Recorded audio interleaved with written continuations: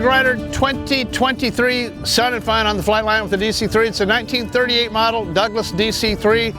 I've owned it 22 years, and we flew it into Sun and Fun just to kind of put it on display, hang around, play some banjo, and take some videos. So the airplane has really two functions: flight training, but now it's also a function of hauling dogs, or specifically rescue animals, out of disaster areas, because the problem is, out of any area that gets hit with a disaster, there's going to be 100 dogs end up in a dog pound within a few days. This is the one area that's not covered by government. There's no government aid for it, and really the only government solution is to kill the dogs. We just use the airplane to get them out of there. I collect donations $1 and $2 at a time.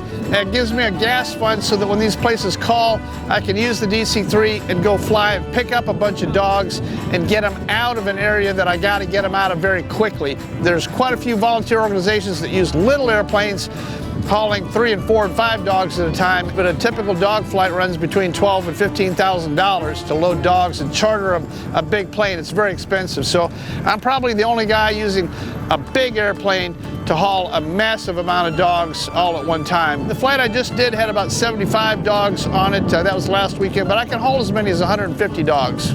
I started flying in 1978, then I became a flight instructor in 1982, and I've been teaching ever since. So I've soloed hundreds of people, and I still to this day teach at anything single, twin, multi-engine, radial, turbine, jet, DC-3, Warbird.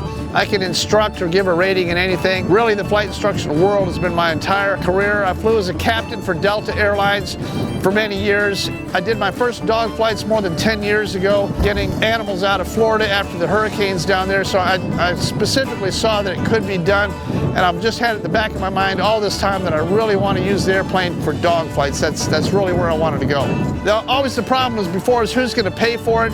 But now with my YouTube channel, I've got enough presence, I've got enough people that see what it is that I'm trying to do and can afford to donate $1 or $2. airborneanimalrescue.org.